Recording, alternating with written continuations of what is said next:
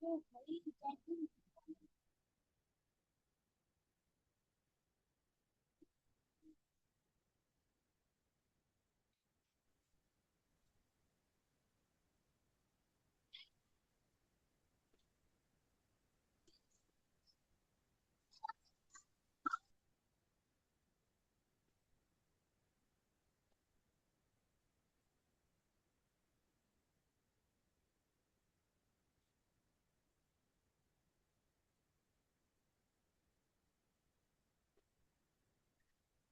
Krishna.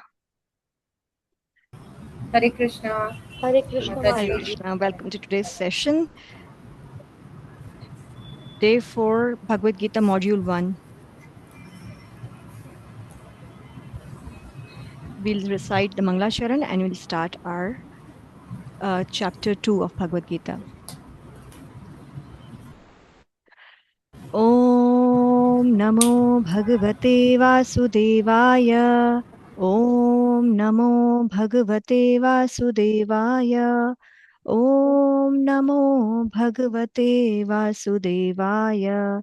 Om Jnanatimirandasya Jnananjana Shalakaya Chakshurunmilitam Yena Tasmai Shri Guruve Namaha. Shri Chaitanya Manobhishtham Sthapitam Yena Bhutale स्वयंरूपः कदा मह्यं ददाति स्वपदान्तिकं वन्देऽहं श्रीगुरून् श्रीयुतपदकमलं श्रीगुरून् वैष्णवांश श्रीरूपं साग्रजातं सहगण रघुनाथं वितं तं सजीवं साद्वैतं सावधूतं परिजनसहितं कृष्णचैतन्यदेवं श्रीराधाकृष्णपादान् सहगण ललिता श्रीविशाखान्वितांश हे कृष्ण करुणा सिंधु दीनबंधु जगतपते गोपेश गोपिका कांता श्री राधा कांता नमस्तुते तप्त कांचन गौरंगी श्री राधे वृंदावनेश्वरी वृषभानुसुत देवी प्रणमामि हरि प्रिये वंशकल्पतरुभ्यश्च कृपा सिंधुभ एव च पतितनां पावनेभ्यो वैष्णवेभ्यो नमो नमः जय श्री कृष्ण चैतन्य प्रभु नित्यानंद श्री अद्वैत गदाधर श्रीवासदि गौर भक्तवृंद हरे कृष्णा कृष्ण कृष्णा हरे हरे हरे राम राम राम हरे हरे नमो विष्णुपादाय कृष्णपृष्ठाय भूतले श्रीमते भक्तिवेदांत स्वामीति नामिने नमस्ते सरस्वती देवीं गौरवाणी प्रचारिणे निर्विशेष शून्यवादी पाश्चात्यदेशधारिणे श्री प्रभुपाद की जय हो. So we completed our first chapter last week and we're about to start our second chapter. But before going towards second chapter, let's revise previous session little bit. Chapter 1, that is Arjuna Vishada Yoga, observing the armies in the battlefield. And we also call this chapter Senya Darshan. So actually this chapter 1 is very important for sadhakas. Like before understanding the concept of soul and body, we need to understand that what is the problem with us. And that is our own perception. The whole message of Bhagavad Gita, it fixes our perception. It changes our perception. Therefore, through Bhagavad Gita, we understand that we don't see through eyes, but see through ears. Because we see that the same Bhishma Dev, the same Dronacharya, would be there after Bhagavad Gita. After Lord Shri Krishna will completed Bhagavad Gita, the same personalities will be there in front of Arjuna. But what will happen? The perception would be changed. The vision of Arjuna would be changed. Why? Because he was seeing through perceptions. Now, first he was seeing it through his perception with his eyes, but now he's streaming through ears. So what Bhagavad Gita do to us? The Bhagavad Gita or the wisdom of Bhagavad Gita, it actually changes our perception. And what our eyes do? They show us illusion. And we don't understand our soul with eyes, but we understand our soul and the supreme soul by hearing. And I remember the last section we completed. It was from, I think, from 1.37, no, 1.40 to 46. We noticed in that section that Arjun, he expresses his concern about the degradation of women. So sometimes, especially in today's context, this may sound uncomfortable or even seem unfair, but we should understand this properly. Like, first, whatever was written in the purport, as Chanakya Pandit said, and we discussed that it was like Chanakya Pandit was a scholar, or he was a politician, but not a spiritual personality. So the words, or that the women are not intelligent, or these disturbing words we discuss. So that is those were not the judgments on women by the Supreme Lord. And it was Arjun speaking in anxiety about the social disorder. So the focus of the verse is the breakdown of the family and culture, but it was not the criticism of women. Secondly, in the vision of Bhagavad Gita, we understood that thing also, because I shared the verse which says that those living entities are very intelligent who have accepted the shelter of the Supreme Lord. So the Bhagavad Gita, while reading it, by understanding it, we understand that we are not body, we are not male or female, but we are eternal soul, Atma. So the soul has no gender. Okay, so spirituality, there is a complete equality. And if we look into our Vedic culture, we see immense respect for the feminine principle. The Lord's divine energies are personified as powerful personalities like Lakshmi Devi. She's in charge of all the wealth, all the fame. And Saraswati Ma, she's in charge of all knowledge and education. She is a female. And Durga Devi, who is taking a charge of giving punishment to the miscreants. So this shows that the feminine energy is essential and honored, but not diminished.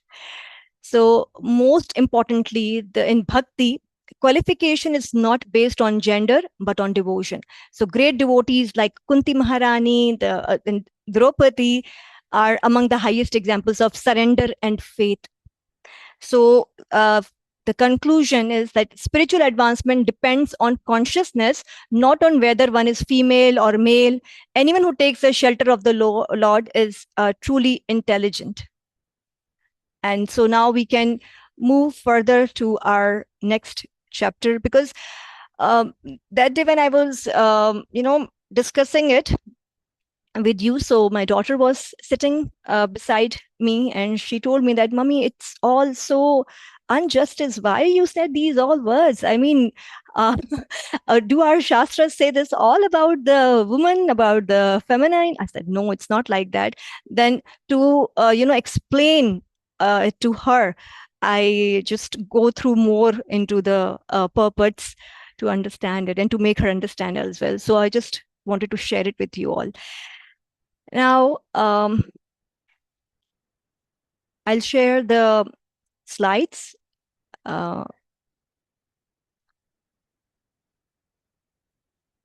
Which we were doing last. We were on lesson 2, yes.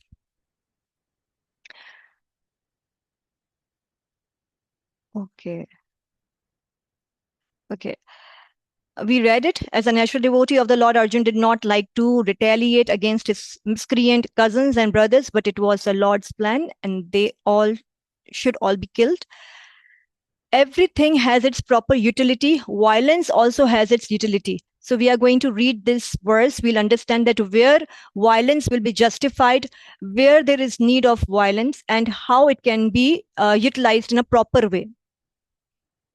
And we also understood that what will be the effects if someone misused that words, that statement, that violence is necessary sometimes. So we understood that how someone misuse that statement, that the law, that one should be trained to be violent if it is needed. And so to understand, we discussed it, and now how this violence has its utility and how it is justified, we will understand it today. This is in Sri Prabhupada's Purport 2.21. We will do it later. When is violence justified, and why did Krishna, who is all loving, incite Arjun to war?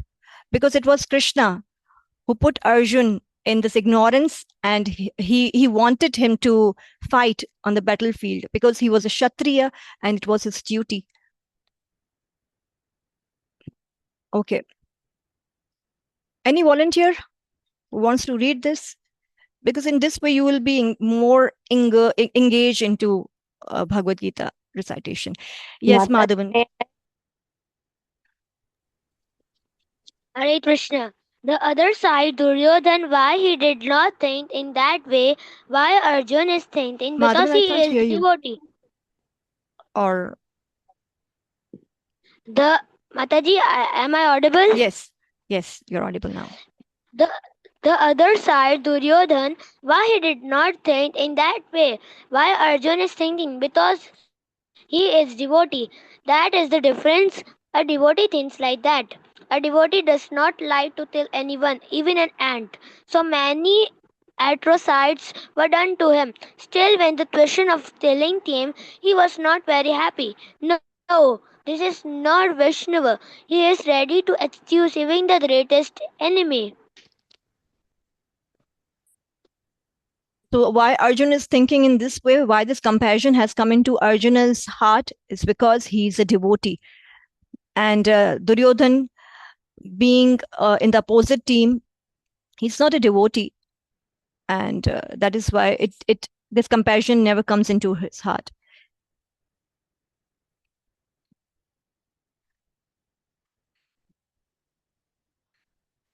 Natik Prabhu.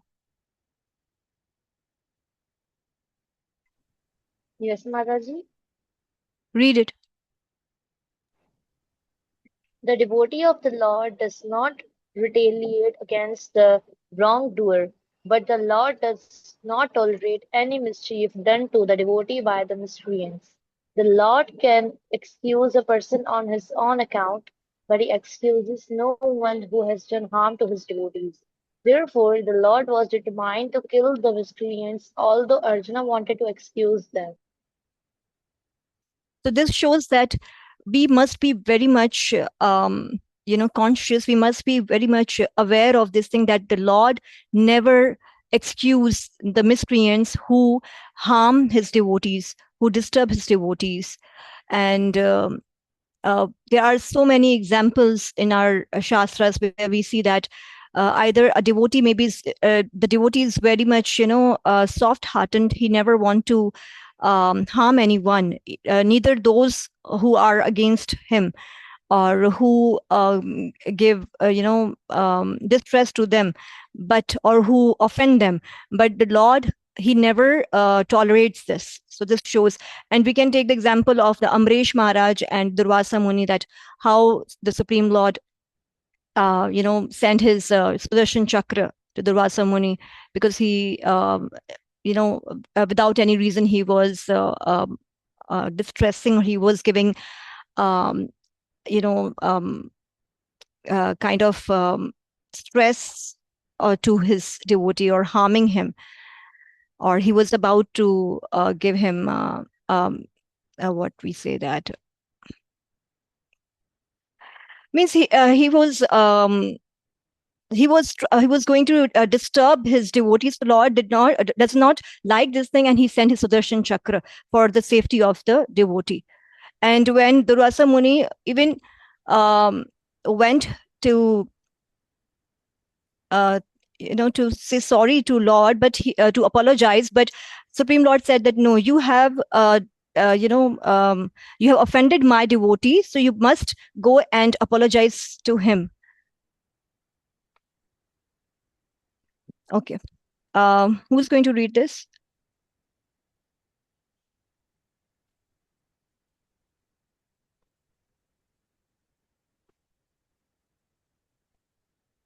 Yes, Prerna Mataji.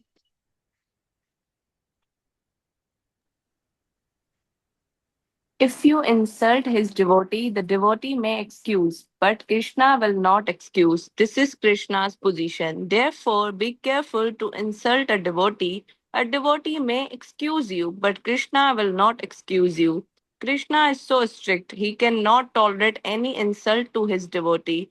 Therefore, this arrangement of fighting, Arjuna wanted no. Let them be excused. Krishna wanted no. You must fight, you must kill them. Bhagavad Gita 1.26 to 27, London, July 21, 19.73. These are the words of Sri Prabhupada. He's explaining us um, that Supreme Lord never tolerate uh, the insult or offending of his devotees. He never excused them.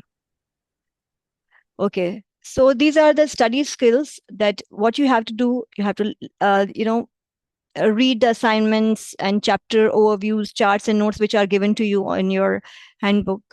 And the self study, it's very important. Purva Swadhyaya. That means you must read before coming to your class, and obviously you are going to solve the questions. And there are many analogies in these chapters in the purports, which is given by Shri Prabhupada. So you must go through them also. And the open book assessment questions, they are in your handbook. Neelam Mataji, any question? You Hare have raised Krishna your hand. Mataji. Yes, Yes, Mataji. I am having one question that uh, on every weekend basis, if you can assign us homework related to the chapter, like we have ended the chapter last week on Friday. If you Mm-hmm. are assigning any task, any assignment related to our studies, it will be easy for us to go through that particular thing, particular topic in detail. Otherwise, without I assigning got any your task point, in, Mataji. so I it will got be it. Hmm. considered as a homework, and it will help us a lot in making the preparation or keeping the notes. Mm-hmm. So, Mataji, you must have gotten the like open book assessment of the chapter, which of the verses which we have done in the class, right? Hmm. So you want them to be assigned on the weekends. At the end of every chapter, like last week we completed chapter 1, right? Mm-hmm. So if we are having any particular task assigned, like if you are giving us open book or practice part, any question for example 600 words, or you can assign any you can say particular topic, so that we can go through that topic in detail. I will We have to ask collect Damni the key Mataji because she points. is a coordinator, and I think she will help you in this. I'll let Okay. her know your concern. So she will get back to you, Mataji. Okay, thank you. You're welcome, Mataji. So chapter 1.23 to 46 review. We discussed the 4 reasons. Who will tell me? Any one of you knows or remembers the 4 reasons of Arjun not fighting? Yes, Madhavan. Ma- Mataji, first was enjoyment, second compassion, third dynasty, and fourth sin. Sinful reaction. Yes, absolutely right. Okay. There is a chat. Re-explain the previous slide. Which slide, Mataji? Let me see which slide you are talking about.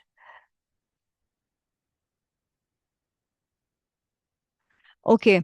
The devotees of the Lord does not retaliate against the wrongdoer. We can see that here Arjun, because of compassion, he don't want to fight.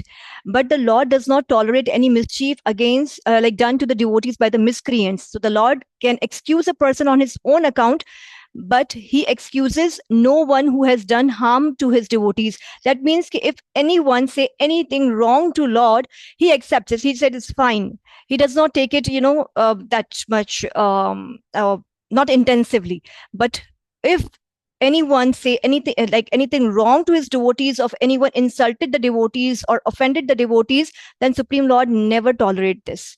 So therefore the Lord was determined to kill the miscreants, although Arjun wanted to excuse them.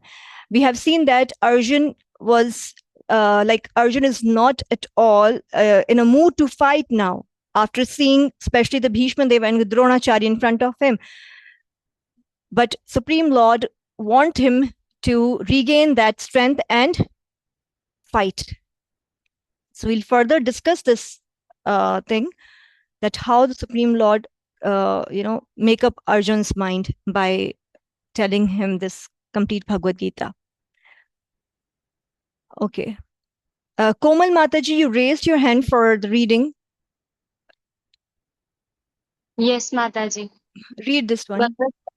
Bhagavad Gita is spoken by the Lord so that human society can be perfectly organized from all angles of vision, politically, socially, economically, physiophysically, and religiously. From any point of view, human society can be reformed by the Krishna consciousness movement. So here we see that in this Bhagavad Gita, the Bhagavad Gita actually gave the complete management, organizing, abilities or skills for anyone, whoever is coming from, uh, any background or anywhere. Either he's interested in politics or, helping others socially, or economically or philosophically or religiously, he can find their perfect way in this Bhagavad Gita. So this gives the perfect vision to all kind of men. And uh, this movement, this Krishna consciousness movement, gives rise not only in spiritual growth, but also if we see that, in a political way, you will find nice advices here. In philosophically, you can understand that what the soul and what the supreme soul is, and what is the relationship of the soul and the super soul and the Supreme Lord has.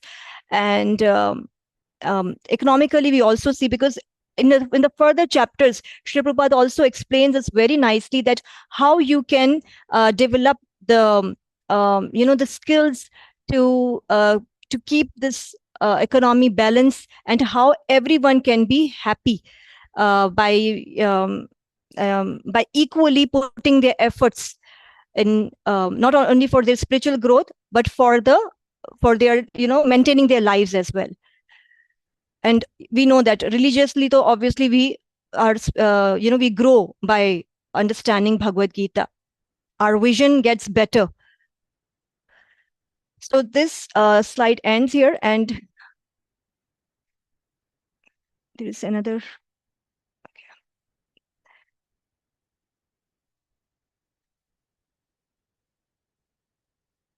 Okay, there were a few more points here. Listed the progressive steps leading toward destruction of the dynasty. Discussed appropriate and inappropriate application of the statement women are okay. We discussed these all points already. Now we are going to discuss about this utility of violence in relation to the battle of Kurukshetra. Just a minute.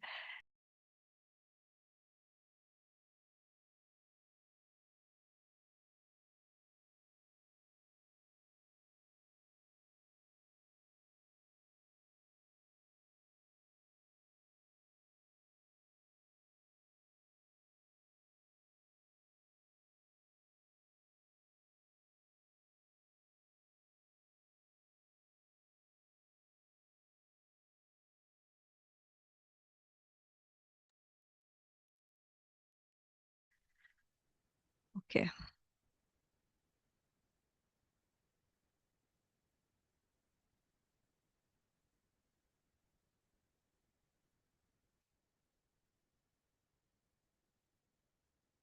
So now here,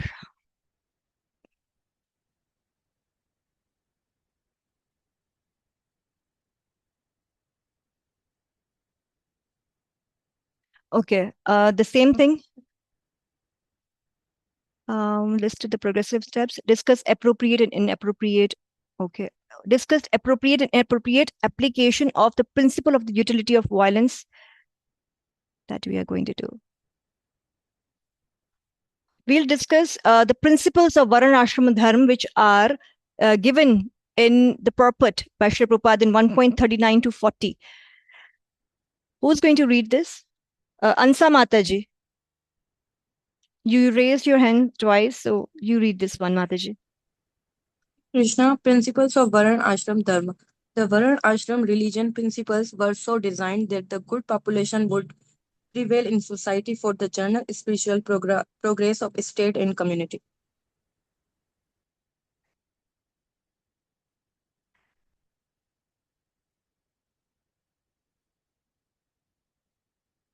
We talked about the Varnashram Dharma also, and the details are given here. There are two kinds of the definition of Varnashram Dharma is occupational duties and the prescribed duties. And here,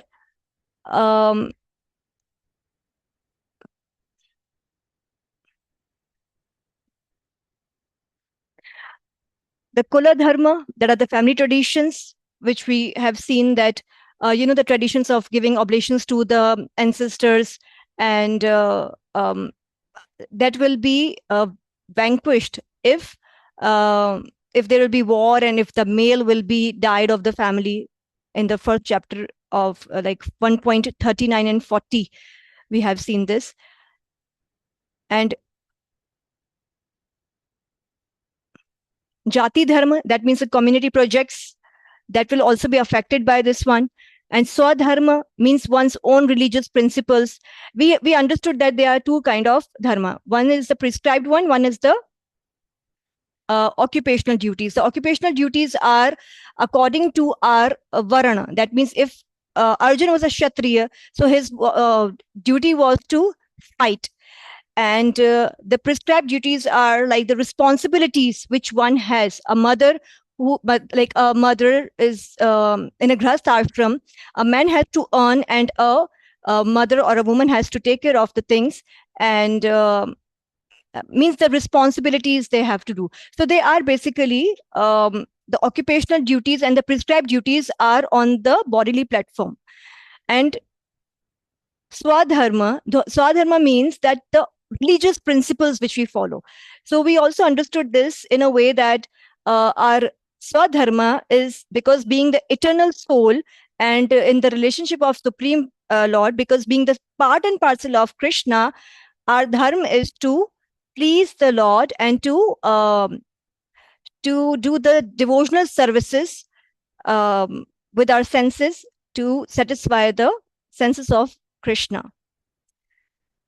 And Swakarma, it is this word also came into this will come in the 18.45, but what it's mean that one's own duty. This is similar to the one of the Varana dharmas we have.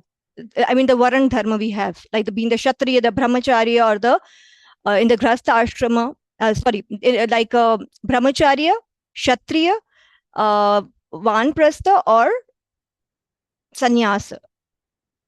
Yes. Varnashma Dharma explanation, that will be discussed further. These will be discussed further. Explanation of Varnashma Dharma. Human civilization begins from the stage of Varnashma Dharma, or specific duties, in terms of the specific modes of nature of the body obtained. This is in the purport of 2.31.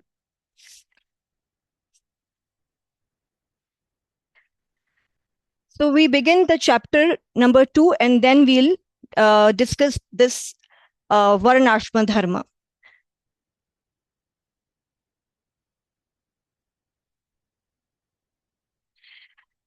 (2.1) Sanjaya Vacha.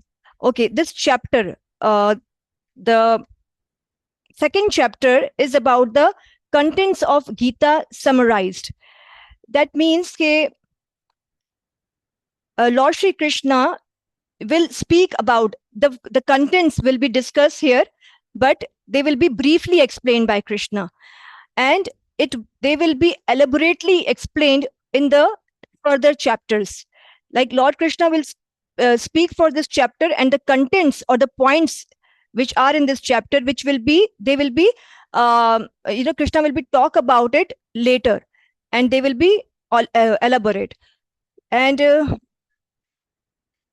Krishna did not say anything in chapter 1. We have seen he was only standing in the on the chariot, and he was observing that how Arjun was going through a trauma and from a distress.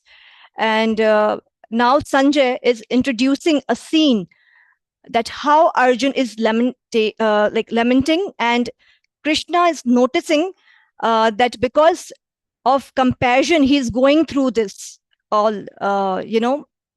distress and anxiety. Because in the first chapter, we notice that Arjun has keep aside his Gandhi Dhanush, and he is now completely perplexed or completely in a distress condition that he don't want to fight.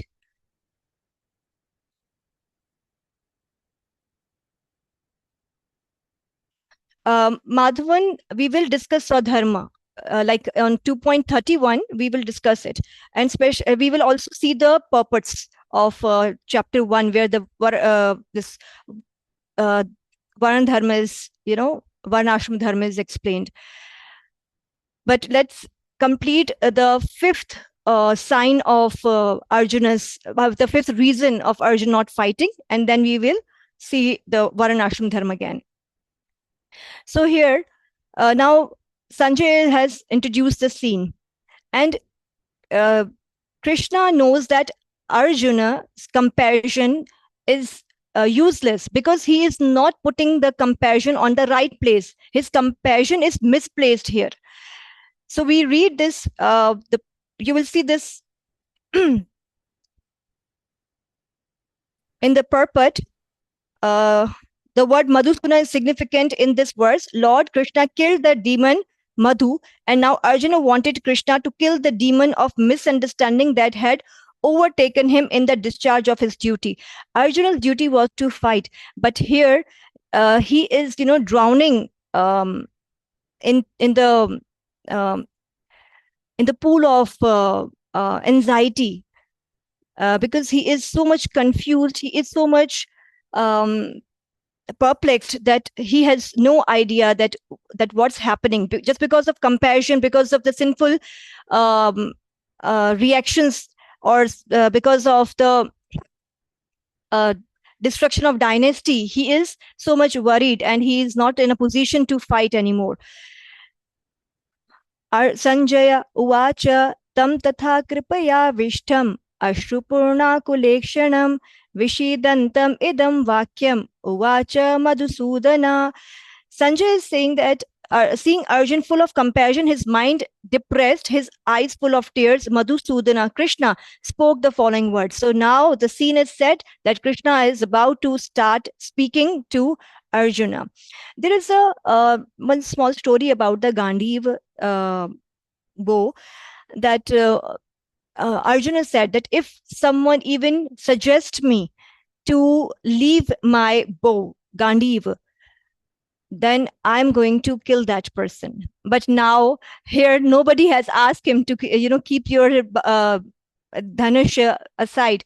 But because of the weakness, he's doing it. And because of this distress, it is slipping from his hand. Although he's a powerful Kshatriya, and in the battlefield, this should not be his position. He should not, kind of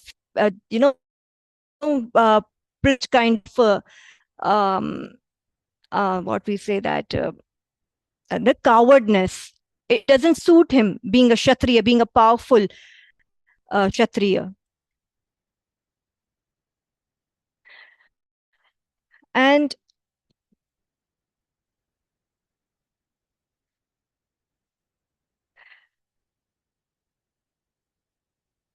here in the proper Srila Prabhupada says that no one knows where compassion should be applied. Compassion for the dress of a drowning man is senseless.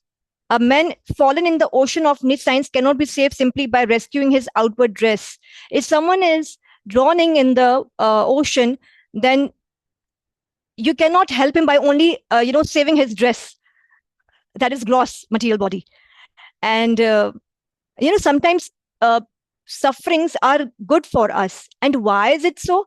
Because it helps us in understanding our reality. Now Arjun is in a suffering position, he's in a distress. So here he will understand his position. And it also happened to us that when such kind of situations come, Krishna actually made us realize uh, that um, that these material attachments, they does not help us, but it gives um, you know alternate to approach the spiritual life. When we are in a very deep mourn or deep sad condition, then somewhere we turn towards our towards the spiritual side, which is in our side, which is inside us. And so here Srila Prabhupada is explaining the bodily concept, that this bodily concept tangled us more in the cycle of birth and death, because it is extremely difficult situation to kill the relatives. Our duties may be um, if you are in a job, if you are doing some job in a company and you are not in a mood to do that, so that will be fine, although that's your duty, you have to go. But sometimes it happens that I'm not in a mood or I'm tired. If a mother is tired and she's not at all in a mood to deal with the children, so but that's her duty to do that. And killing your cousins or your relatives is extremely hard. I mean, it's very hard. So Arjun is in this condition, in this situation, and it was his duty to anyhow fight with the enemies. So here Krishna will defeat Arjun's first reason not to fight, and that is compassion. And Krishna told him that this is not actually compassion. This is your weakness. So here, Sri Bhagavan Uvacha 2.2. Kutastva kashmalam idam vishame samupastitam anarya jushtam asvargyam akirti karam Arjuna. The Supreme Personality of Godhead said, my dear Arjuna, how have these impurities come upon you? They are not at all befitting a man who knows the value of life. They lead not to higher planets, but to infamy. As you wish.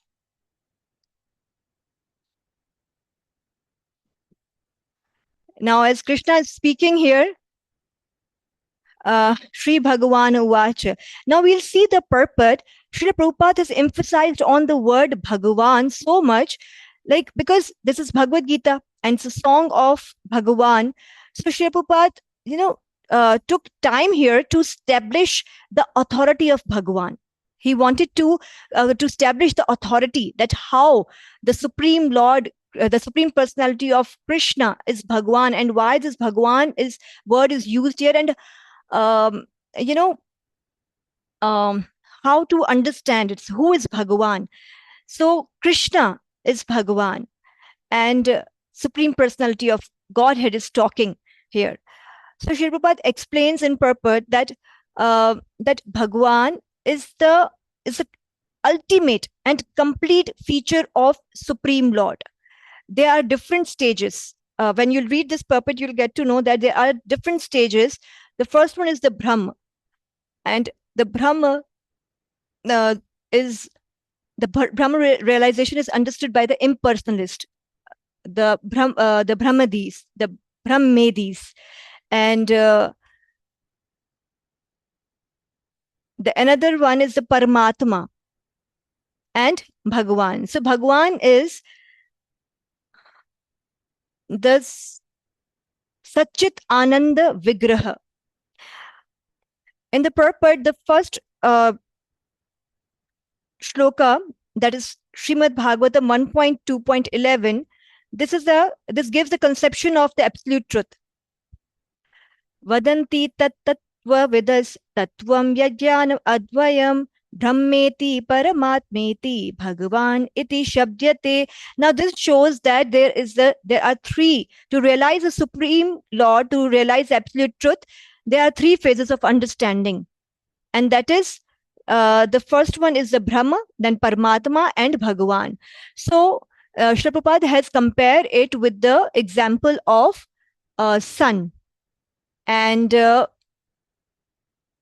like when we wake up in the morning and the sunlight is coming inside, so we say that the sun is inside my room. I can see the brightness of the sun, the light of the sun. So the sun is up, sun is in the room. But if the real sun will come into your room, then everything will be burned into ashes. And here it says that sunlight, the rays of the sun is very much sun, but those are the rays of the sun. And that is Brahma. The impersonalists, they realize, they understand this phase of the Supreme Lord, this feature of the Supreme Lord, that is Brahma, and that is the light, because the Supreme Personality of Godhead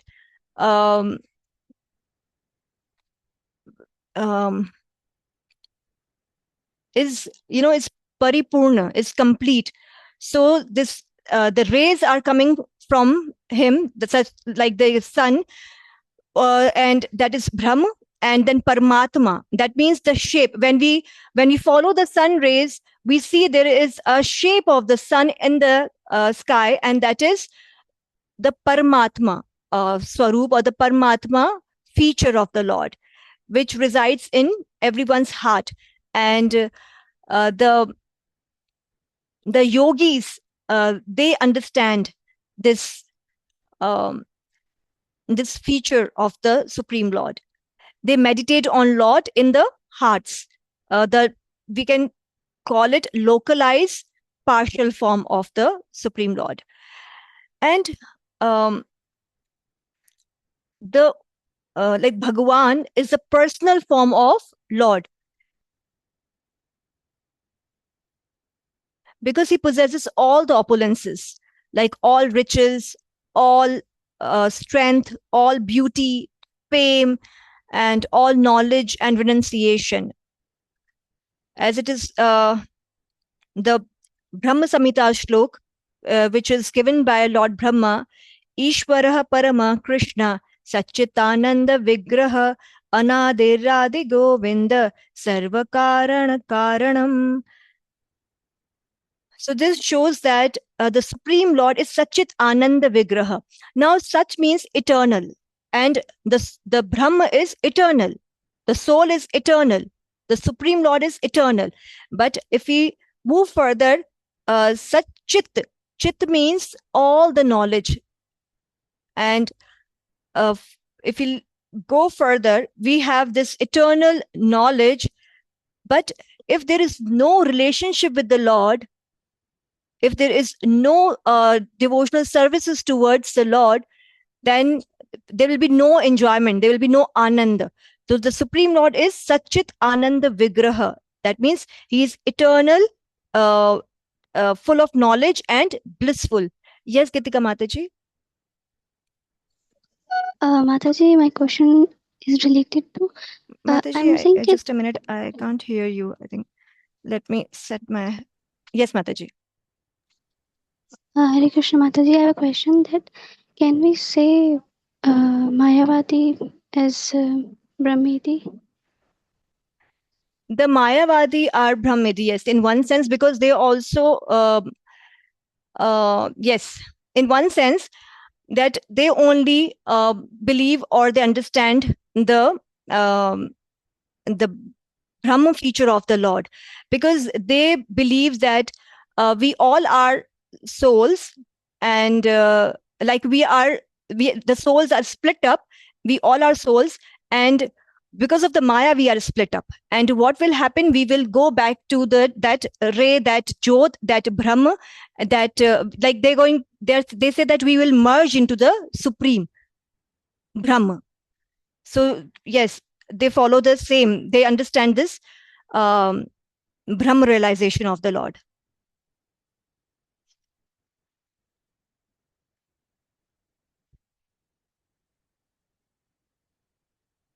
And like, if he wants to know the supreme personality of Godhead, then definitely uh, um, we have to go towards him only. He's going to tell us that what he feels, what he thinks, what he wants.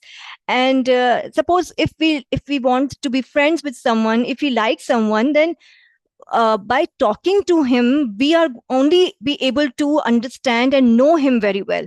So similarly here, only Krishna will tell us that, how we can achieve that supreme abode, or uh, be the how can we be able to reciprocate with the Supreme Lord. And like, being the part and parcel of the Lord, we have the same uh, quality of to be loved by someone, or to be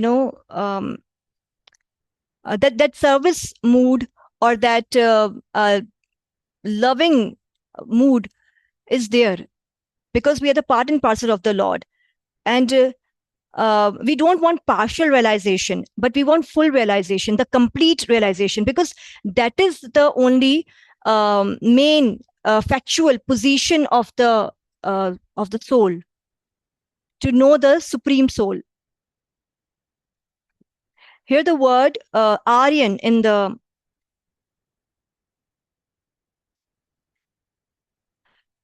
okay.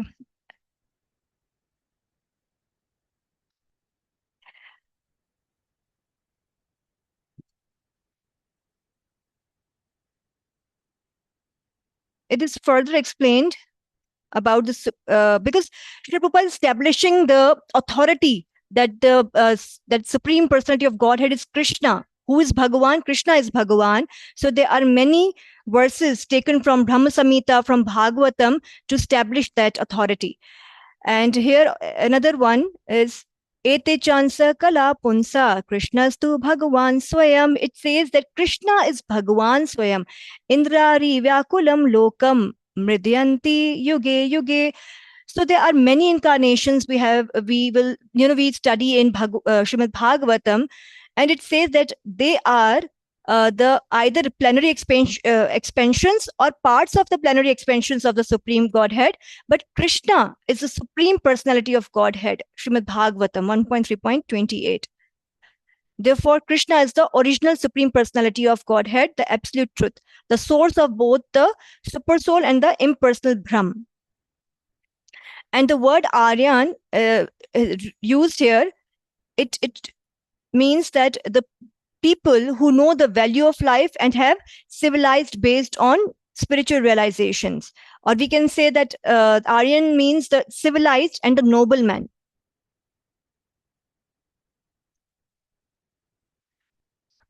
Now in verse 2 and 3, like we read the 2 and in 3, Krishna is chastising Arjuna that you are being very religious, or yes, Ansa Mataji? Hare Krishna Mataji, in the purport of 2.2, page number 67, I want to ask something. Yes, Mataji. The student who has advanced still further can know that sun disk, which is compared to knowledge of Paramatma, future of the absolute truth. Can you explain this?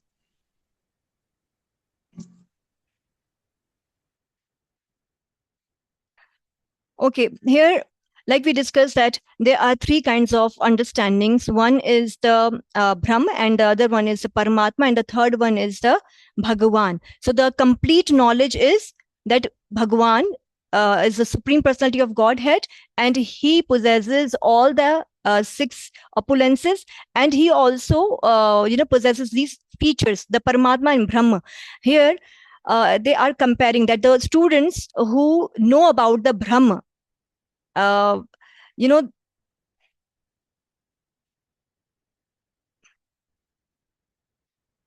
okay, the students, initially they understand that what is the rays, what are the rays, or what is the Brahm, because we have understood that that these rays are coming from the sun, and sun is a proper abode, and it's a planet. Okay, and it's like that, the people are living there, it's a complete globe, and people are living happily there. There are, there are palaces, the parks, and roads, and all things are there to live, and to happily live there. But we cannot think of, because we cannot conceive that how there are people living in the sun, because if in our mentality or in our thinking, when we go close by towards sun, then anyone can burn into ashes. But those who are living on the sun, they have such kind of body given to them to stay there and to live happily there. So similarly, when one understand that these rays are the Brahma, of the feature of the Krishna, the partial feature, the Paramatma is also the partial feature, another partial feature of Krishna, and how we'll be more satisfied by by rendering devotional services to the Krishna. As the people living in the sun globe, or the sun planet, how they are living happily there, because they are they are on the higher planet than the earth, and they are happy there because they understood, they have realized their position. And now the students who have understood that that that the sun rays are coming from the object, there is some object, there is some shape, so they are more advanced from those who are understanding, whose understanding is only that Brahma realization.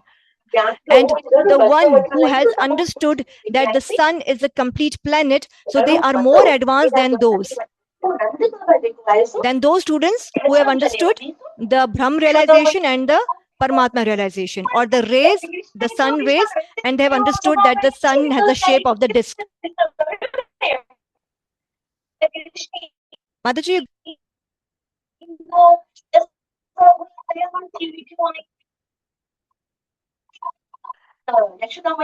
answer Mataji.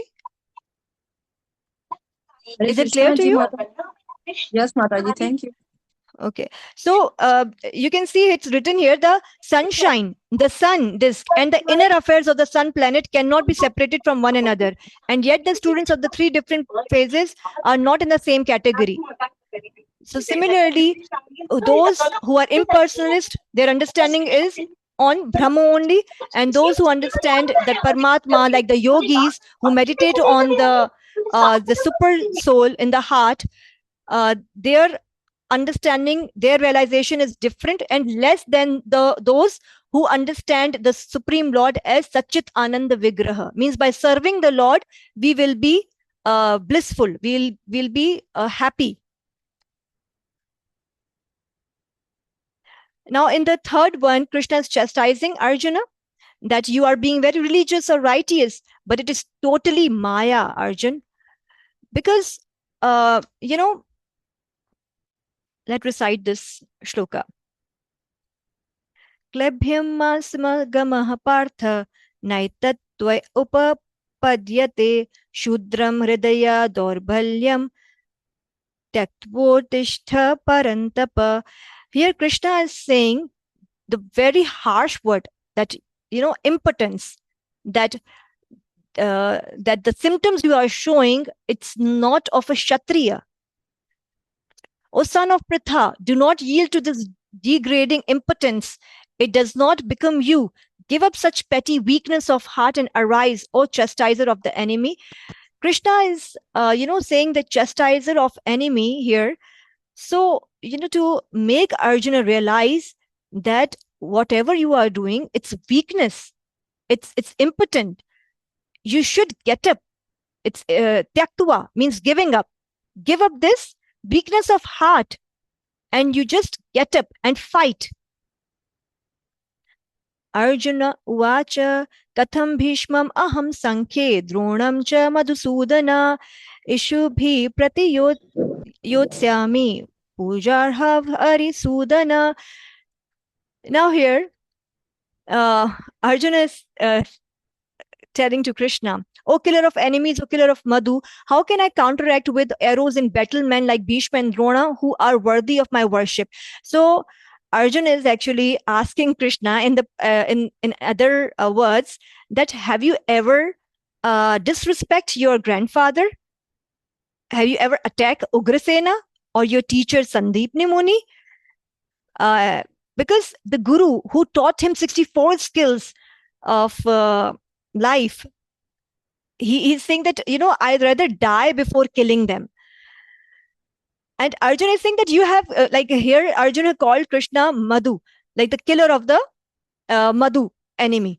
So he's telling Krishna that, you have killed enemies. I am also saksham. I am also capable to kill the enemies, to kill the demonic people, to kill the demons. But no, there's no worry, there is no issue in killing them, but they are my relatives, they are my guru, my grandfather. How can I kill them?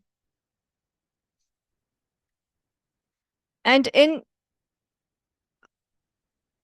fifth one,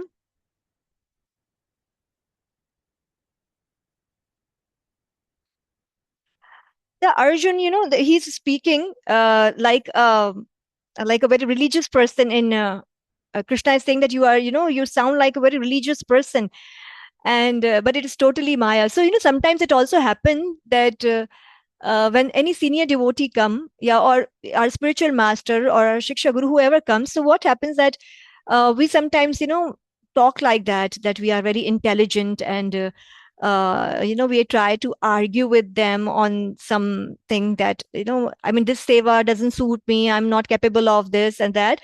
So our guru may chastise us in that way. एक डांट लगा देते हैं कि you are not that intelligent, or not intelligent, but you don't know that you are only saying these words, but actually you have no idea that why I'm giving you this service, why guru has given you this service. So here Arjun is also behaving in that way, and Krishna is correcting him as our gurus, as our senior devotees correct us. So Krishna is telling him here that you are not intelligent, but you are fool. If you think that you are saying these dharmatma wali batein, and you think that you are intelligent and you are righteous and you are a religious person, so no, your consciousness is impure. It seems that you are not trained from a very royal family. You are a Kshatriya. Why you are speaking like this?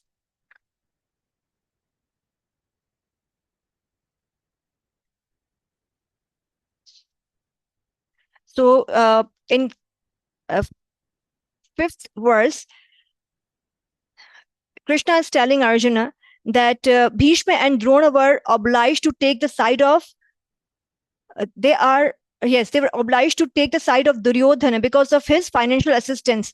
Although they should not have accepted such a position simply on financial consideration, under the circumstances, they have lost the respectability of teachers. It shows that Krishna is telling Arjuna that you please wake up. Bhishma and Drona have taken the side of enemies, and they are bound by their by their promise or their obligations towards the throne or the kingdom. They are not in your side, so they have lost the respectability of teachers. So they are now not your worshipping, like you're not supposed to worship them anymore. And in the now we will find the fifth reason. Did you find the fifth reason of Arjuna avoiding the fight, avoiding the battle with their cousins? Yes, Natik Prabhu. Maybe Mataji that the personalities in front of Arjuna were worshipable. How can he kill them? Okay, the fifth reason. Madhavan, you know? Indecision. Yes, indecision means he was uh, at a stage where he is not able to decide whether to fight or not to fight. So this indecision, this is the fifth reason of Arjun not fighting. He's in the stage of indecision, like should I fight or not? Should I go forest? Should I take sannyas? Should I kill them or not? So this is indecision. And Chanakya Pandit says that whenever there are such things comes in your mind, that whether I cook or not, whether I go to that to that assembly or not, whether I do this job or not. So when such things come na, what you do, you better not to do that. If you're not sure, then you better don't do that. That is Chanakya Pandit says. But it's not going to be like this, be like that in this verse in the Bhagavad Gita, because Krishna is going to make him understand that what he has to do. So now Arjuna has come to the position that he don't want to fight because there were 5 reasons of not fighting. He's now arguing with Krishna that these are the reasons, and Krishna is defeating his reason one by one. Like the first one, that was compassion.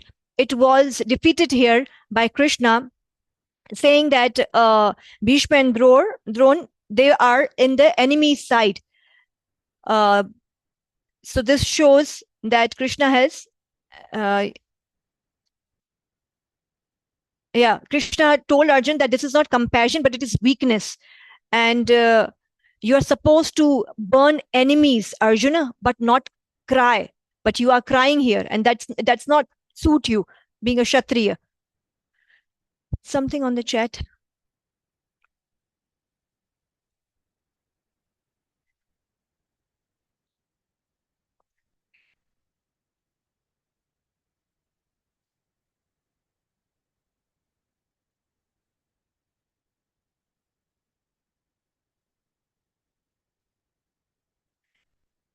Now, in the in the 7th shloka,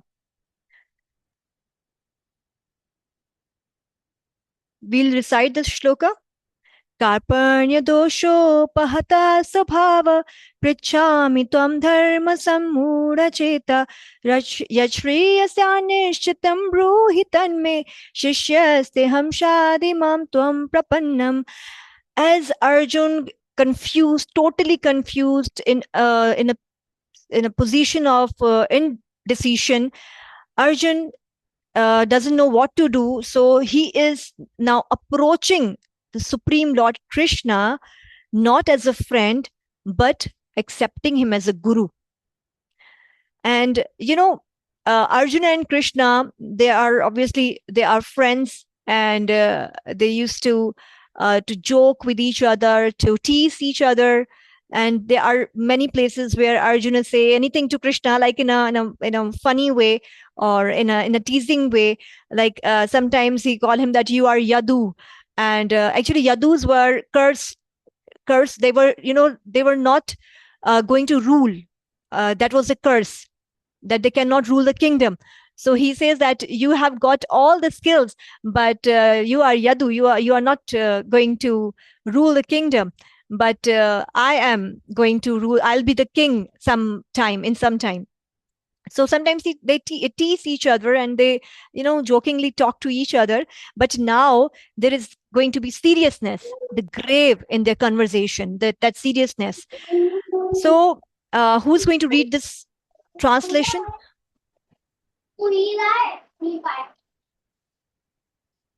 Yes, Amarta Mataji, you want to? Kishori Mataji, read the translation of 2.7. Okay, Mataji. Now I'm confused about my duty and have lost all composure because of misery, weakness. In this condition, I am asking you to tell me what force I am your disciple and a soul surrender unto you. Please instruct me.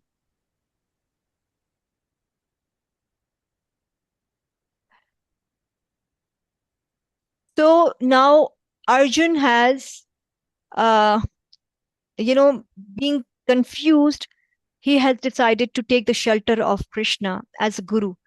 He is becoming his disciple, and he is surrendering to Krishna to kindly instruct me that what to do and what not to do.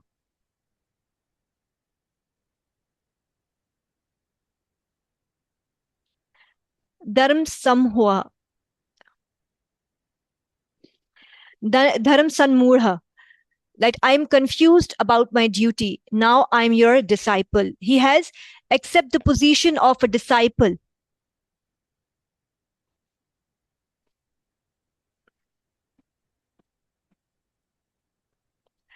Okay. So there is an exercise for you all in 2.27, 2.8. Let's read the 2.8, then I'll tell you that what you have to do. A small exercise for you all.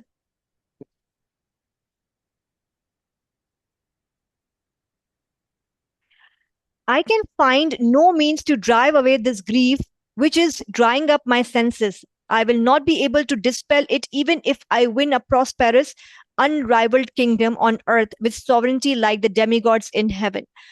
So Arjun is saying that just because of this weakness of heart, this grief, which is drying up his senses, he is he is thinking that he is not going to be happy. He's not going to enjoy this kingdom. He doesn't.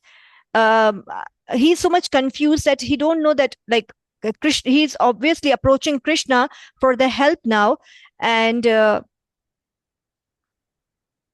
because he was in a situation that even I will win, but I will not be happy to rule the kingdom because nobody will be there, because there is one of the um, reason that enjoyment, I mean, nobody will be there to see that I'm enjoying it, and I have, if I will win over the uh, I win the battle, then also not nobody will be left to see me uh, victorious.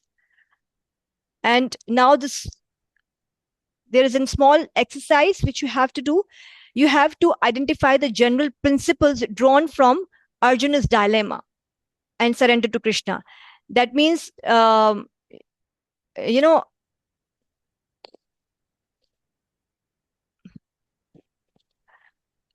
if someone comes into such situations, then how, what are the ways they go back to Krishna, or like how they can surrender to Krishna?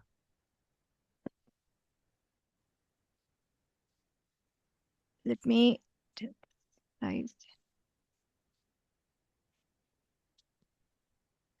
Let's complete 2.10, and then we will do this exercise. Okay, let's complete it till 2.10.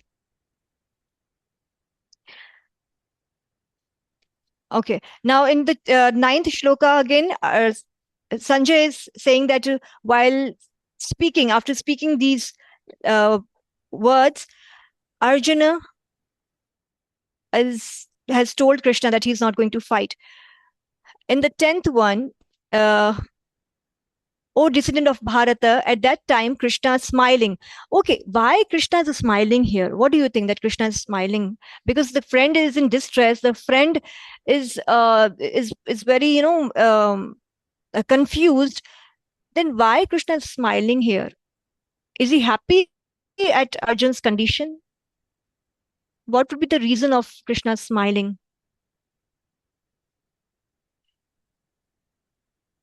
Yes, Ansa Mataji. Hare Krishna Mataji. Krishna was smiling because a friend has chosen now disciple. Yes. You can find it. Where did you find this one, Mataji? Hare Krishna Mataji, fourth line.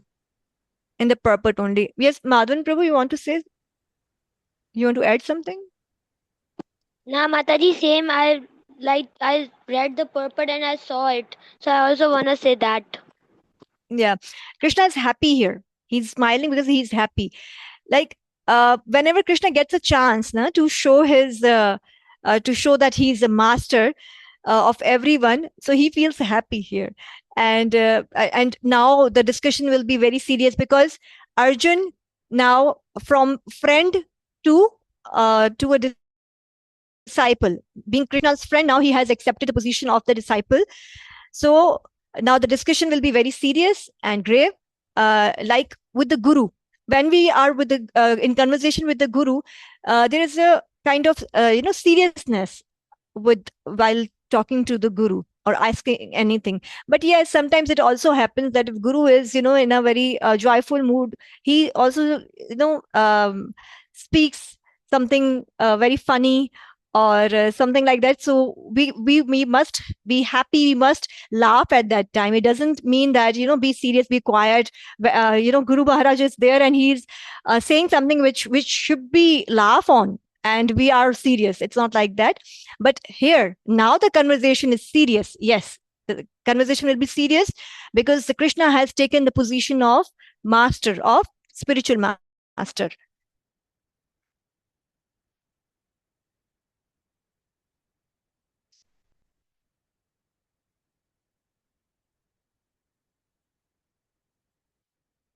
Can someone read these?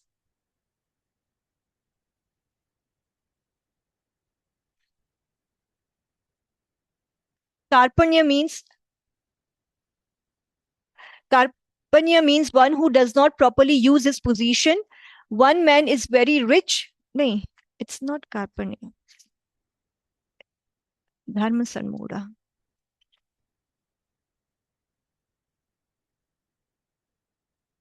Yes. Yes. Karpanya means one who does not properly use his position. One man is very rich, but he does not use his money. Simply sees the money. He's called Karpanya. We call it sometimes a miser. That someone has the money, he has wealth, but he is not using it. So one man, he's simply sees the money. He's called Karpanya. Similarly, Arjun is very powerful. He can fight. He's a Kshatriya, but he's denying his ability. So Arjun is capable to fight. Arjun is capable to be victorious because Krishna is by his. Another thing, he's a Kshatri. He has that power, that strength, but he does not want to use that ability, to use that strength, just because of the weakness of heart. And that is compassion. Therefore, he is thinking that I have become Karpanya, miser. Although I have got strength, I am denying to fight. Although I have got money, I do not spend. These are called Karpanya. So Karpanya dono pahata. Karpanya dosho pahata. Karpanya dosho pahata. Now I am infected with Karpanya dosho. That means that miserliness, weakness. Dosha means weakness. 2.1 to 11, Bhagavad Gita, Johannesburg, October 17, 1975. So here, Arjuna on 2.11,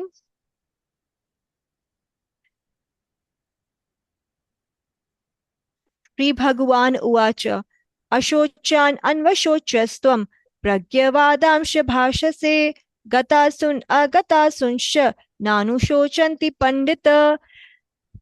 Lord Krishna is saying, Arjuna, that you are speaking like a pandita. Their talks are like pandita. That means it means that very learned man. But you are like the Supreme Personality of Godhead said, while speaking learned words, you are mourning for what is not worthy of grief. Those who are wise lament neither for the living nor for the dead.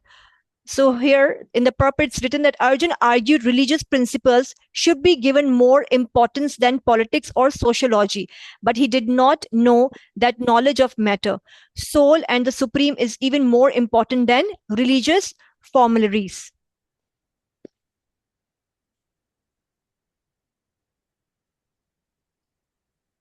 It means that because Krishna is going to tell about the attributes, the amazing facts of the soul. He's going to speak about that. That is why Krishna is saying, and about the super soul as well. So Krishna is telling Arjuna that you are, uh, you are mourning for something which is not worthy of being mourned. And soul and supreme is more better or more important than religious formularies.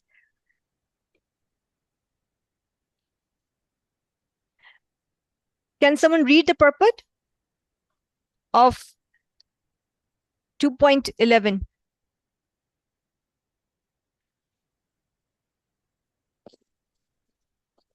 Yes, Neela Mataji. Hare Krishna. I have to read the purport or translation. Purport, Mataji. The Supreme Personality of Godhead said, while speaking learned words, you are mourning for what is not worthy of grief. Those who are wise lament neither for the living nor for the dead. Mataji, purport. Read purport also. Okay. The Lord at once took the position of the teacher and chastised the student, calling him indirectly a fool. The Lord said, you are talking like a learned man, but you do not know that one who is learned, one who is knows what is body and what is soul, does not lament for any stage of the body, neither in the living nor in the dead condition. As explained in the later chapters, it will be clear that knowledge means to know matter and spirit and the controller of both. Arjun argued that religious principles should be given more importance than politics or sociology, but he did not know that knowledge of matter, soul, and the supreme is even more important than religious formalities. And because he was lacking in the knowledge, he should not have boasted himself as a very learned man. As he did not happen to be a very learned man, he was consequently lamenting for something which was unworthy of lamentation. The body is born and is destined to be vanquished today or tomorrow. Therefore, the body is not as important as the soul. One who knows this is actually learned, and who, for him, there is no cause of lamentation regardless of the conditions of the material body. Thank you, Mataji. So it shows that who are the learned men? Those who knows about the soul and super soul. And if Arjun is pretending to be like the learned man, but still he's lamenting for the body, and he is thinking about the bodily concept, the bodily pleasure.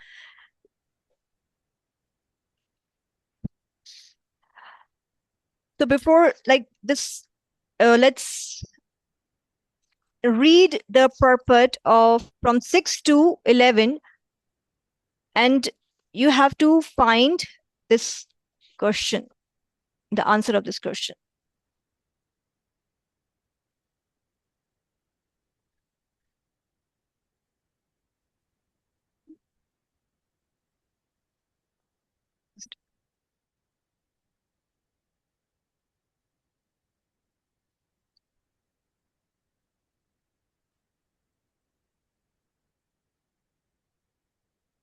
Okay.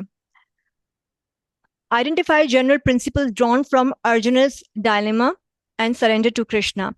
So the question is that we have to identify some principles, like something we can learn from Arjuna's crisis from text number 7 to 11. No, 6 to 11.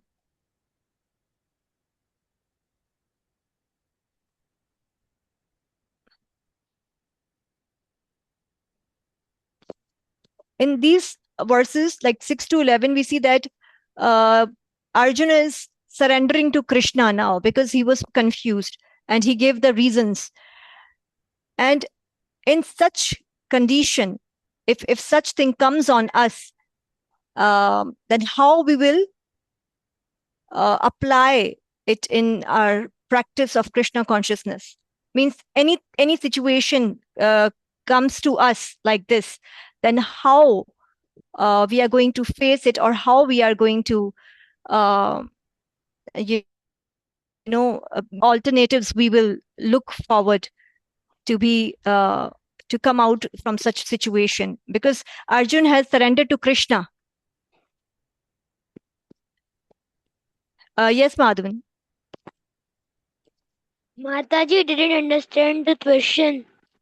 Okay, the question is that you, like, by looking into the purports from 6 to 11, you will find like Srila Prabhupada's teachings, or Srila Prabhupada's explanation, that when someone is in such condition, in such position where Arjun is, so how you are going to, like, in our personal practice of Krishna consciousness, anything comes like this in front of us, as Arjun is facing, as he has to kill his relatives. So, and what he has done, he has surrendered to Krishna.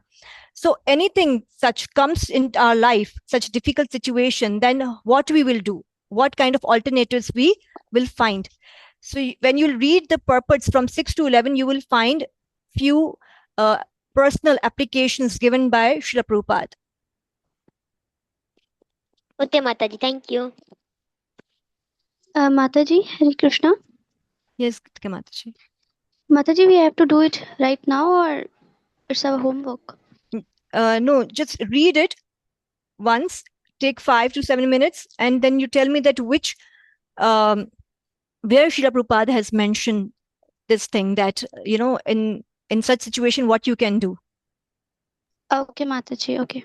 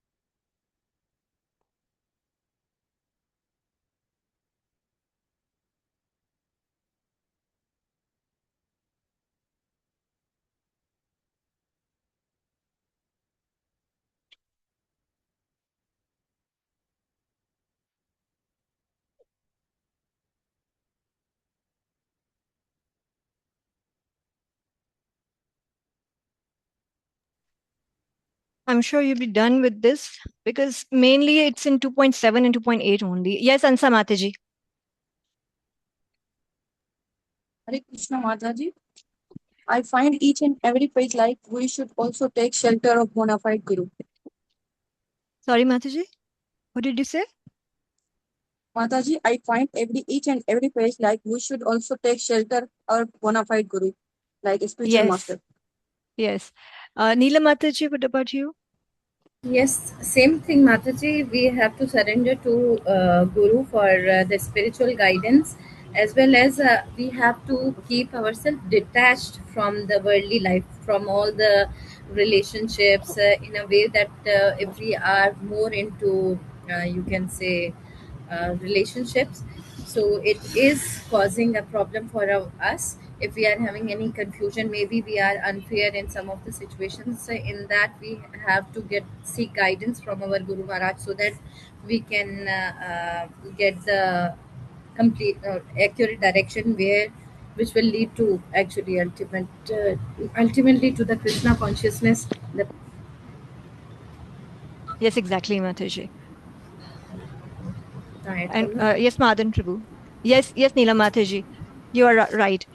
And actually, the material world is, it's designed in a way that it's going to put us in perplexity.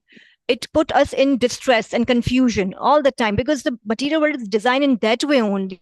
So for to be spiritually inclined, we have to take the shelter of Guru. We have to Krishna. Natik Prabhu, you want to say something? Mataji, my point was also this, that we should surrender into a bona fide Guru to get the proper guidance, Yes. and we should not Hmm. lament for something which is unworthy of lamentation. Exactly. So now we'll move to the second section of this chapter.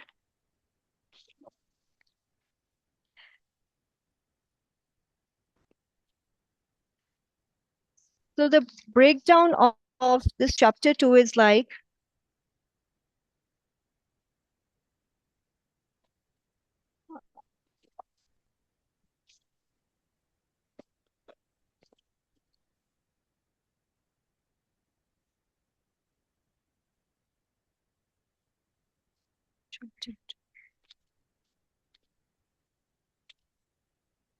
yes.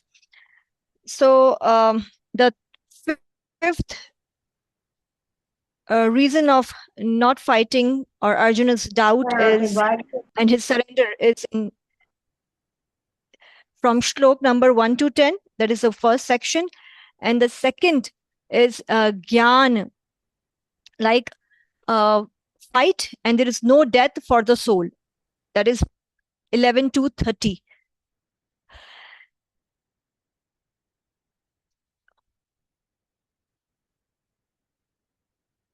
From 11 onwards, Krishna is giving gyan to Arjun about the soul.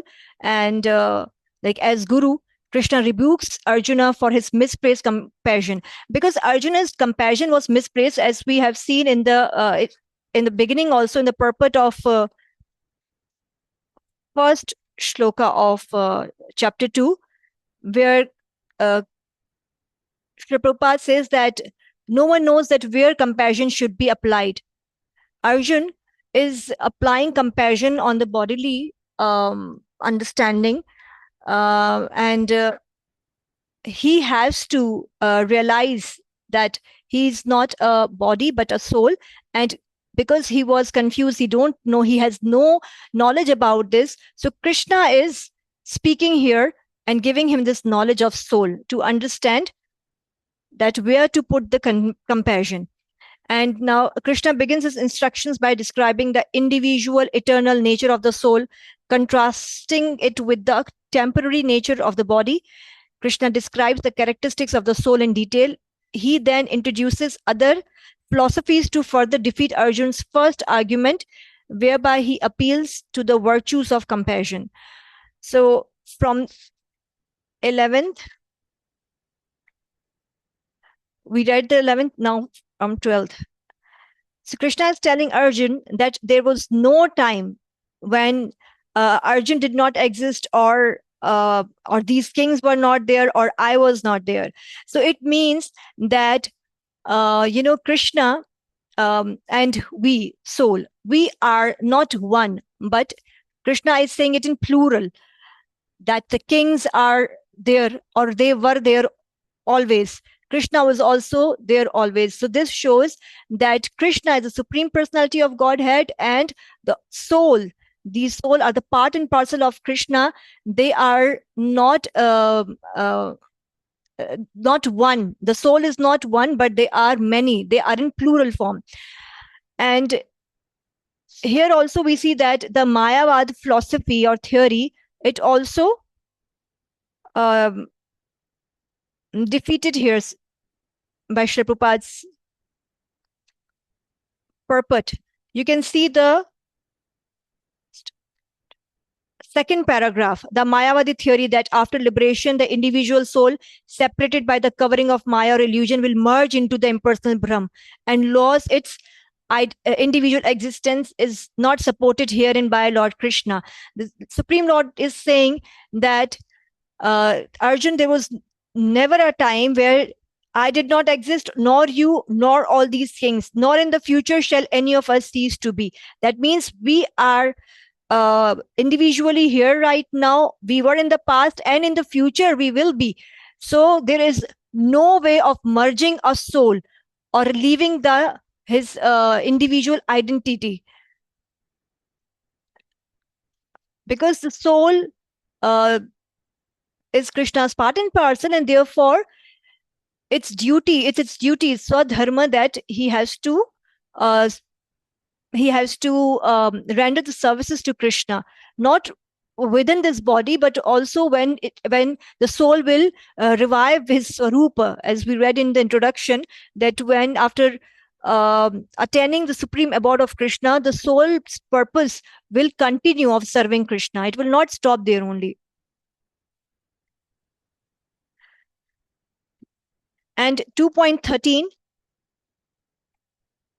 देहिनोऽस्मिन् यथा देहे कौमारं यौवनं जरा तथा देहान्तरा प्राप्तिर्धीरस्तत्र न मुह्यति. Who's going to read the translation?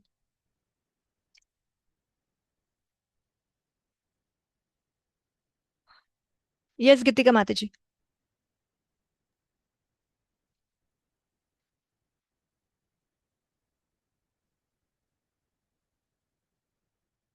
Mataji, I can't hear you.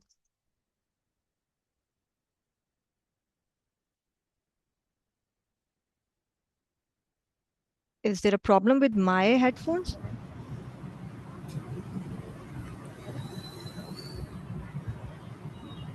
I can hear you. Bhisham Prabhu, can you trust? Okay. You can hear Gitika Mataji, Prabhuji? Hare Krishna Prabhuji, Dandavat Pranam. No, I can't hear anybody. No, I can hear Gita Mataji. Okay. I see her mic is not muted. Yes, but maybe she needs to check her. Okay, now mute. Let's try. Hare Is Krishna. this a problem? It's a problem. Yeah, it's there. Now you're back. Hare Krishna. Can I start, Mataji?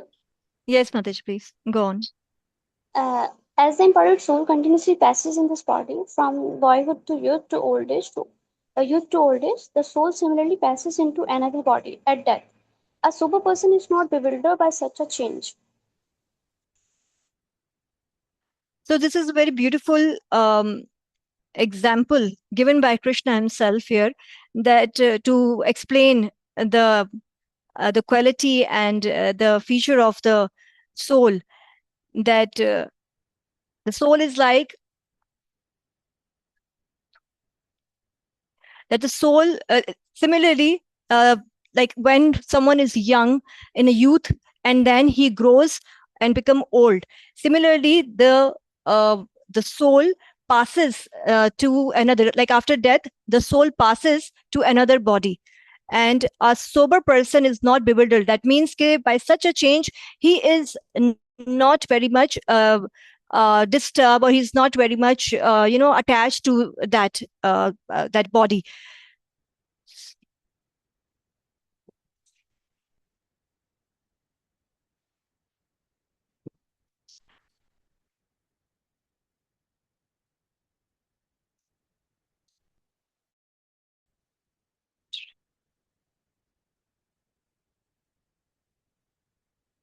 There is a similar example given in the later shloka, that is 2 point.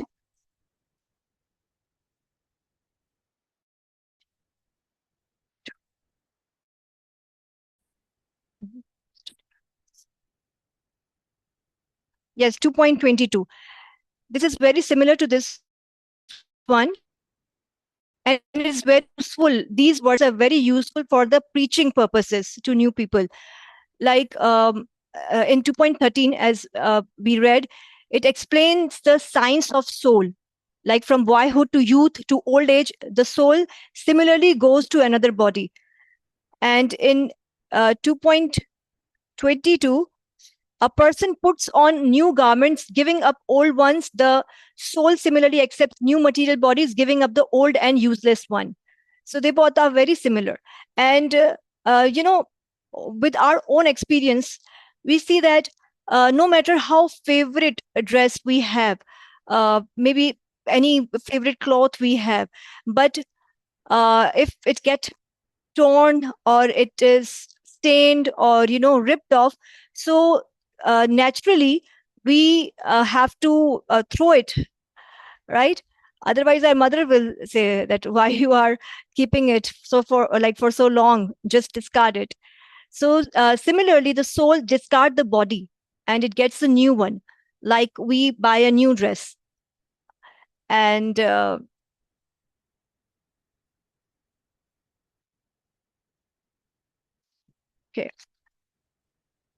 so Mataji, can you read the translation of 2.14?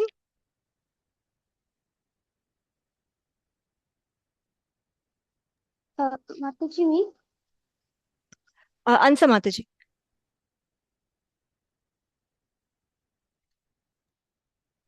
Hare Krishna, O son of Kunti, the non-permanent appearance of happiness and disgrace, and here this appearance in due course are like the appearance and disappearance of winter and summer seasons.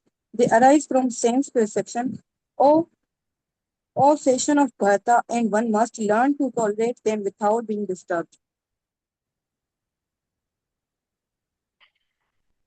So further, Krishna is telling it to Arjuna.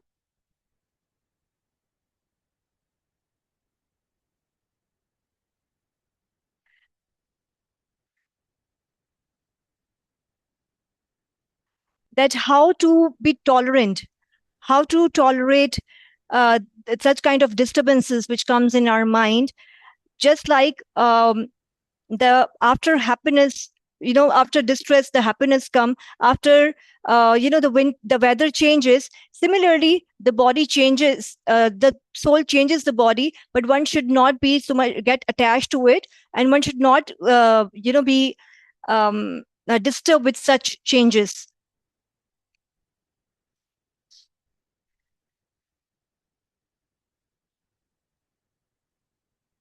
And here the in the 15th one, O best among men, Arjuna, the person who is not disturbed by happiness and distress and is steady in both is certainly eligible for liberation. Which kind of liberation here Krishna talks about?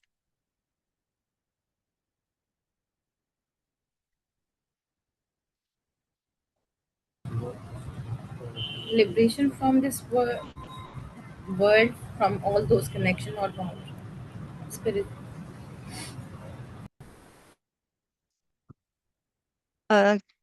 Liberation from the world. Yes, Mataji, we are stuck into all the relationships on all the Maya and everything. Liberation from Maya. Yes, liberation from actually the liberation from the cycle of this birth and death. When we'll understand that what the soul is, and the soul is changing the body. And what is the factual position of the soul is to serve the Supreme Lord. When one will understand this, then then he will not be lamented for for such changes, and he will be liberated, means he will be liberated from the cycle of birth and death. But uh, that mood of service will always remain there. That means after leaving this body and gaining um, the abode of Supreme Lord, that service will be continued.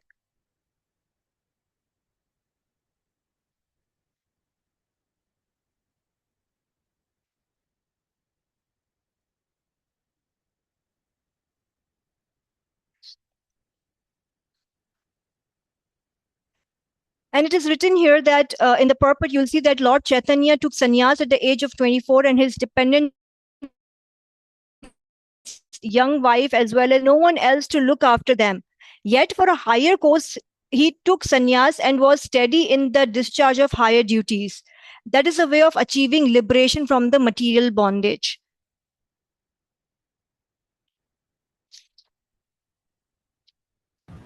Which purport, Mataji?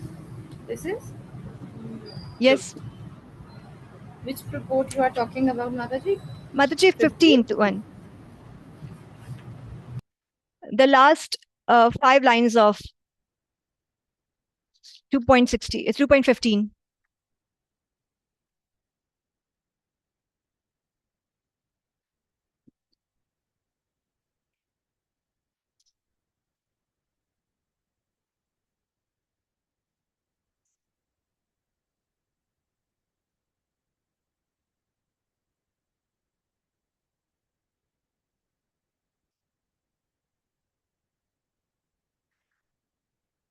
In the 18th, we'll see that the material body of the indestructible, immeasurable, and eternal living entity is sure to come to an end.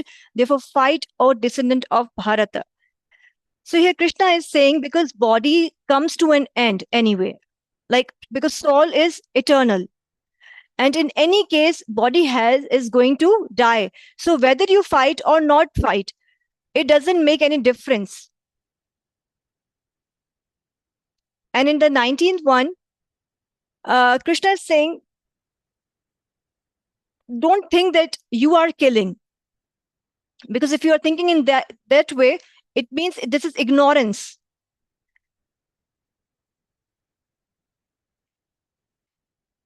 Now the question which was in this slide about the violence, when the violence is justified, you will see that Srila Prabhupada has answered it in this verse 2.19.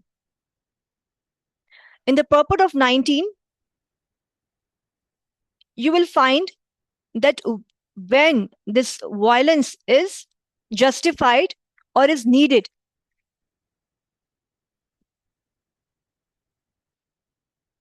in 2.19 and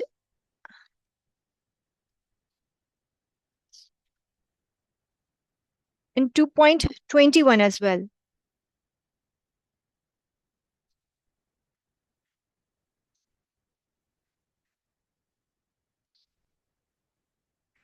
In 2.19, you will see that never commit violence to anyone.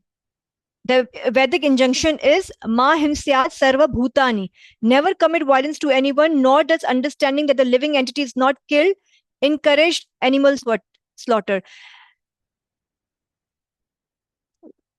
Violence does not mean to, kill the innocent one. Then the violence is not justified. But in 21, you will see that how Krishna is advocating the violence by saying, Arjuna, get up and fight.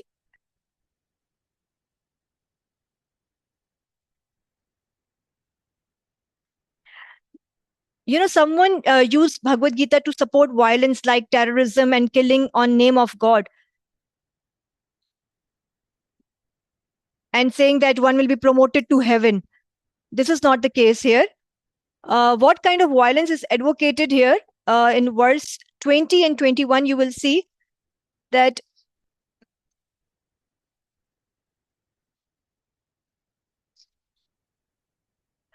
when judge give punishment, it's in the purport of 21. When the judge give punishment, that is for beneficial of the human society. In Manu Samhita, the law book for mankind, it is supported that a murderer should be condemned to death so that in his next life he will not have to suffer for the great sin he has committed. That means he will be punished for his sin in this life only.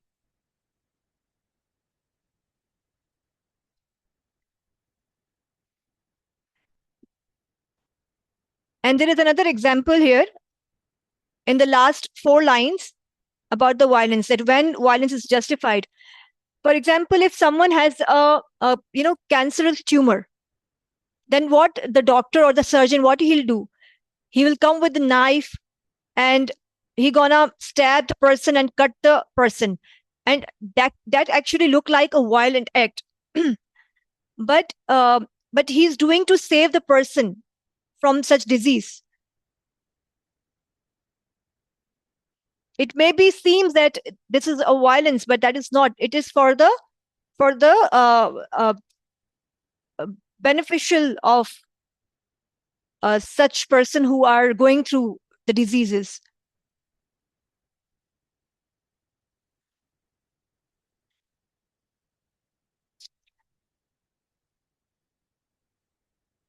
Did you find these examples? Okay. And again in 27th shloka, it says that violence and war are inevitable factors in human society for keeping law and order.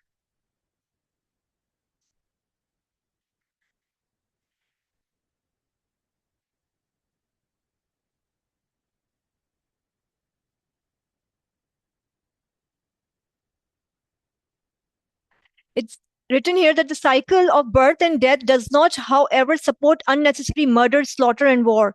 But at the same time, violence and war are inevitable factors in human society for keeping law and order. It means that when people are demoniac and mistreat, they mistreat people and abuse them or abduct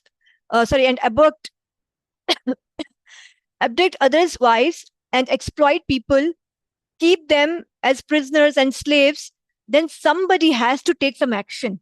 And then that action is not violence. Because if someone is not obeying the law, then there is need to be a war or some rules to keep the law and order situation in a proper way to protect the others.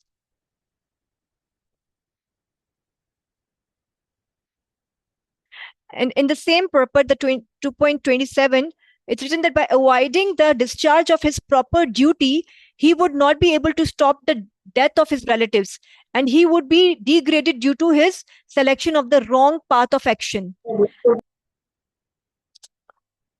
Arjun will be guilty if he'll neglect his duty, because it is duty to kill the opposite side army. We can understand from this example that suppose a policeman, he is not killing a miscreant, who's gonna harm someone. And if police cannot save that innocent one, then obviously the policeman will be punished for that, because that is his duty to save the innocent people. So here Arjun's duty is to fight with his relatives, because we read in the purport, I don't remember, just a minute, I think it was 1.37, where Srila Prabhupada said that there is no sinful reaction by killing the aggressors.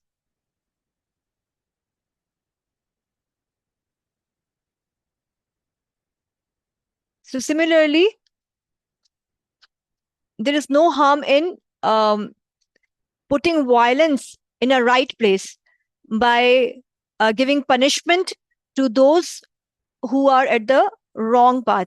But it is very important to be the authority while using such kind of violence. Suppose a military man, if he kills someone, then he will not be punished by the government, or he will be bulky rewarded for his action, because being uh, in in a military, it was his duty to fight and to kill the enemy. But suppose if a an ordinary person kills someone by saying that because he was miscreant, he was harming others, that is why I kill, then he will be obliged to get punished by the law, because he is not the authority, he is not in that position. So there are few examples which I shared about when the violence is justified and when it can be put in a right way.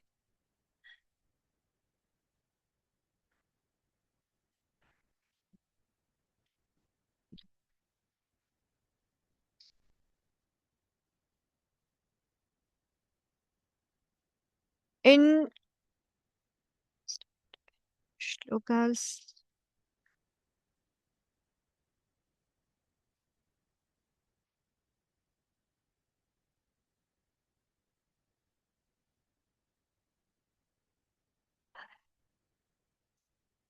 on 2.20, for the soul there is neither birth nor death at any time. He has not come into being, does not come into being, and will not come into being. He is unborn, eternal, ever existing, and primeval. He is not slain when the body is slain. So here, Sri Prabhupada talk about how soul undergoes 6 transformation in the purport. You will see, like soul, the body undergoes such transformation, but not the soul. The body born, it grows, it maintains for some time, and it produces that we call the reproduction, and it dwindles and then dies. But for the soul, it's neither birth nor death anytime.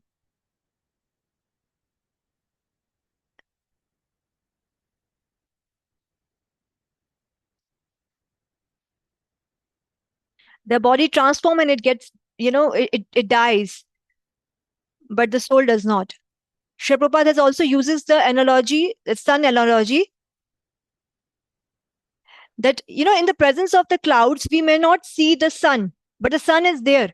And therefore, the soul is always there. We may not see it. We may see the body is changing, but the soul does not. And here are the 2 words, anu atma and vibhu atma. There are 2 kinds of soul. The minute particle soul, that is we, the living entities, and the super soul, vibhu atma, that is the supreme personality of Godhead, the super soul.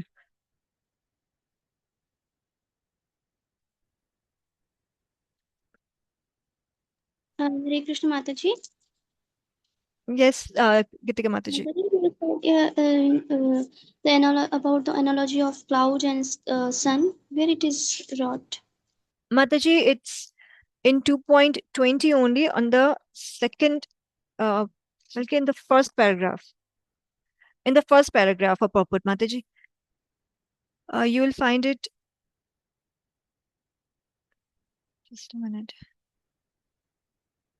It's in the third paragraph, after in the Katha Upanishad.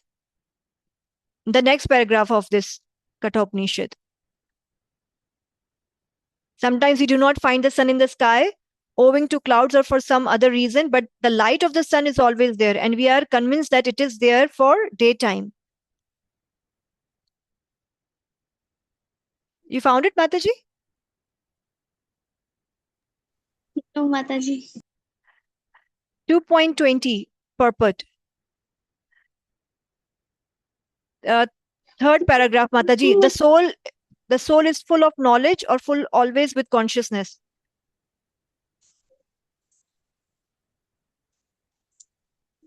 The fifth line of third paragraph.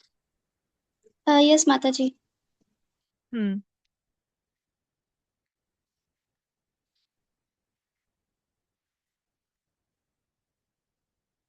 So, shlok number 22. वासांसि जीर्णानि यथा विहाय नवानि गृह्णाति नरोपराणि तथा शरीराणि विहाय जीर्णानि अन्यानि संयाति नवानि देहि. This is also a very useful, important verse for understanding the soul, the science of soul, and for preaching purposes also. Here we see that as a person puts on new garments, giving up old ones, the soul similarly accepts new material bodies, giving up the old and useless ones. The purport is very important, and Srila Prabhupada has explained that how the soul and super soul are stays in one body, and what the both do. They both are best friends, the constant companions, Sri Prabhupada says. And like the two birds on the tree. It's very beautiful example given by Sri Prabhupada, an analogy given by Sri Prabhupada, that the two birds, they are same in quality. One is captivated by the fruits of the material tree.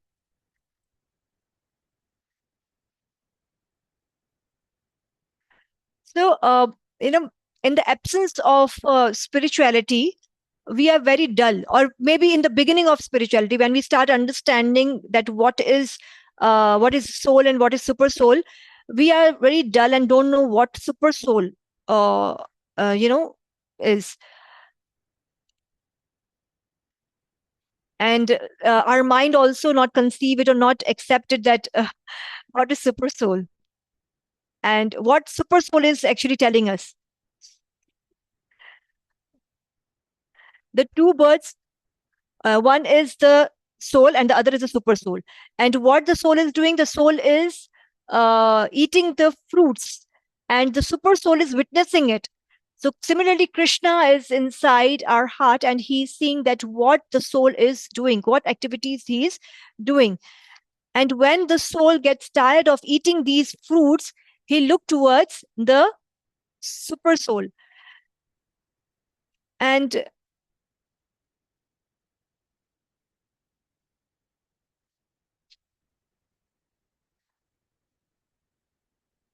as I said that in the beginning of spiritual life, we are dull and don't know what super soul telling us, because many people say that how we know that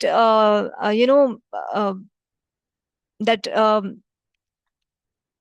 I mean, why the Lord, being the super soul, is only witnessing everything? Why he's not intervening if we are doing anything wrong, and if we are not on the spiritual path? Why he's not, indicating, or he's not helping us? So it says that the super soul always intervene, but our mind is not ready to.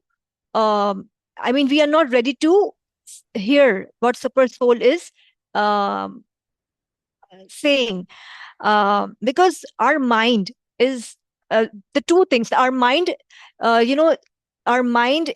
dictates us, and super soul also, when there is any confusion or any troublesome situation. So but we only try it when there is no spirituality in our mind, or when there is no we are not on the spiritual path. Then we only listen to the mind.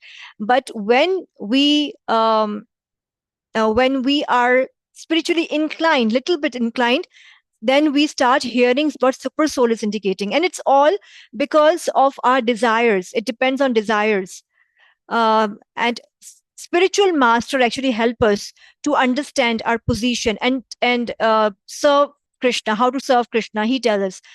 So um, the main purpose of super soul is to watch us, to see that when he will turn towards me, and then I will help him to come out of such material existence and to spiritually grow and to reach uh, to the highest position and factual position of living entity, the soul. And Mataji, in chapter 7, Krishna also says that Krishna is saying that I have given you the free will. Yes.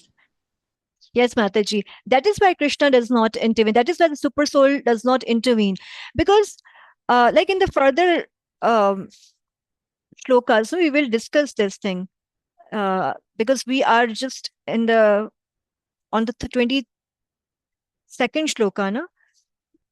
We will understand, we'll read this also about that how the free will works.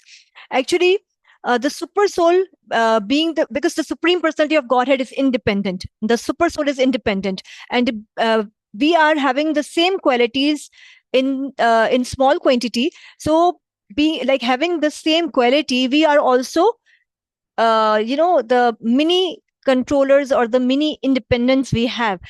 So in this way, because of our free will, we desires, and uh, Krishna does not intervene because of this free will. Because if there will be no free will, then we will work like robots. Whatever Krishna wants, we'll do that. But because of this free will, we have our own intelligence and mind to use and to go back to Krishna.